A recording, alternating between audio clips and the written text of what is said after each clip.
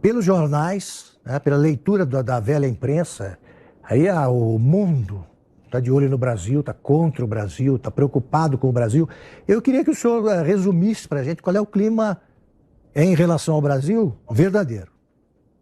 Bom, Augusto, você vai se recordar que no final do ano passado, quando o Biden foi eleito, a esquerda, a imprensa mais ativista e tal, já anunciavam dizendo, não, agora acabou. Acabou para o Bolsonaro, não tem mais chance, esse governo agora que o Biden ganhou vai ficar isolado, porque o Bolsonaro era amigo e aliado do Trump, então com isso não vai haver a menor hipótese de conversa entre a equipe do Bolsonaro e a equipe do Biden. Muito bem, isso é o que diziam no final do ano passado.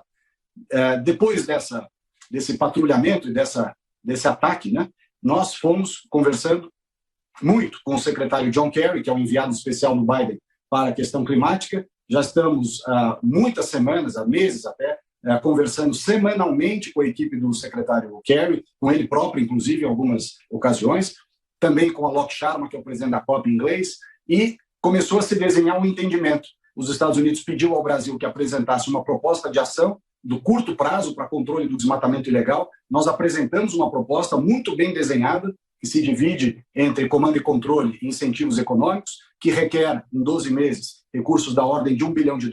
Apresentamos essa proposta para os Estados Unidos, tudo isso nessas reuniões semanais que eu me refiro, e os Estados Unidos passou a analisar a nossa proposta. Eis que aqueles que diziam que não haveria diálogo, não haveria conversa entre o Brasil e os Estados Unidos, ao perceberem que estava tendo diálogos semanais, com uma proposta concreta sobre a mesa e uma possibilidade de entendimento entre o governo brasileiro e o governo americano, esses que são do contra e que querem fazer a discussão política ao invés de resolver a questão ambiental, começaram a dizer para o governo do Biden, olha, não negocie com o Bolsonaro, não faça acordo com o ministro Ricardo Salles, ONGs, índios, artista, toda essa turma de sempre, né, que gosta de falar, fazer carta de tudo quanto é jeito, e a hora que você pergunta, e você vai fazer o quê? A pessoa não faz nada. Dentro desse assunto, né, da emissão de CO2 no mundo, o Brasil, eles focam muito no desmatamento, e eu vi que o Brasil ali, a gente está no número entre 2,5% e 3%. Quanto desse número é relacionado ao desmatamento, ministro?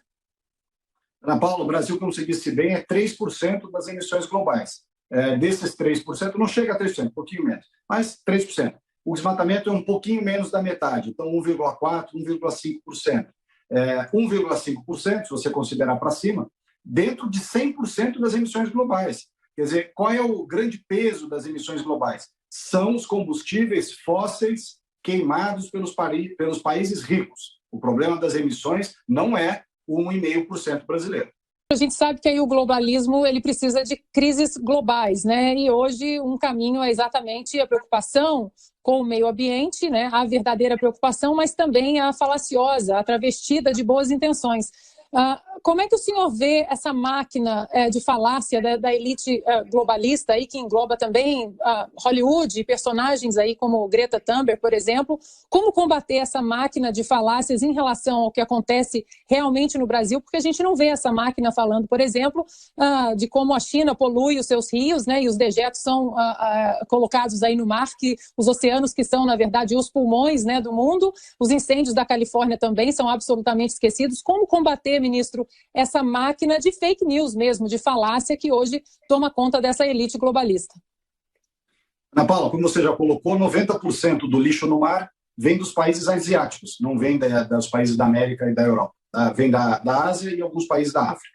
As emissões, tanto do ponto de vista histórico, quanto do ponto de vista do fluxo presente, as emissões de gás de efeito de estufa, são responsabilidade desses países e não do Brasil, esses países que emitem gás de efeito de estufa, países que acabaram com as suas florestas, países que muitas vezes têm grandes incêndios florestais, como você colocou bem na Califórnia no ano passado, na Austrália, na África, né? Então você tem uma série, nenhum país tem código florestal igual ao nosso. Agora, a agenda ambiental é uma agenda importante, que deve permear todos os países, toda a sociedade de direita, de esquerda, de governos de países ricos, em países em desenvolvimento também. Essa agenda ambiental, como eu já disse, não é propriedade da esquerda, eles tentam se apropriar dela, mas não é propriedade da esquerda. A diferença da visão é que nós não fazemos demagogia, né? Não fazemos proselitismo, não fazemos discussões vazias, como muitos deles fazem, se utilizando do tema ambiental muitas vezes para se promover. O Brasil tem 84% da floresta preservada, água doce, biodiversidade, um grande volume de créditos de carbono dos últimos 15 anos, que correspondem a 133 bilhões de dólares de crédito e que não foi pago,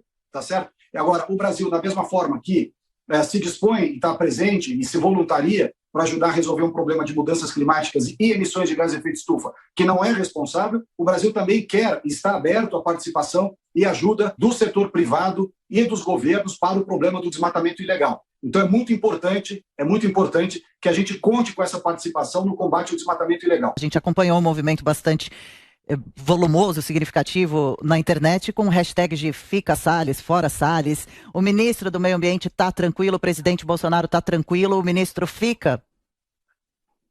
Não, estamos tranquilos, até porque se for contar com isso, o movimento do Fica Salles foi 10 vezes maior do que o Fora Salles. Mas a gente não trabalha por esse tipo de coisa, nós estamos trabalhando em torno de uma agenda de desenvolvimento do Brasil, de melhoria da qualidade de vida das pessoas, principalmente daqueles 23 milhões de brasileiros que foram deixados para trás pelos governos de esquerda, falaram muito de meio ambiente, esqueceram das pessoas, não cuidaram do saneamento, que é a maior prova do nosso subdesenvolvimento, 100 milhões de pessoas que não têm tratamento de esgoto, 35 milhões que não têm água tratada, 3 mil municípios brasileiros que têm o caos no lixo, a agenda ambiental urbana. Nós também avançamos muito na concessão dos parques nacionais com potencial de ecoturismo, fazendo a concessão para o setor privado administrar, porque a gente sabe, nós liberais sabemos, que o setor privado, em regra, administra muito melhor do que o poder público. Então é importante ter essa agenda coerente e é com essa visão coerente de participação que o Brasil comparece ao encontro do clima com os Estados Unidos.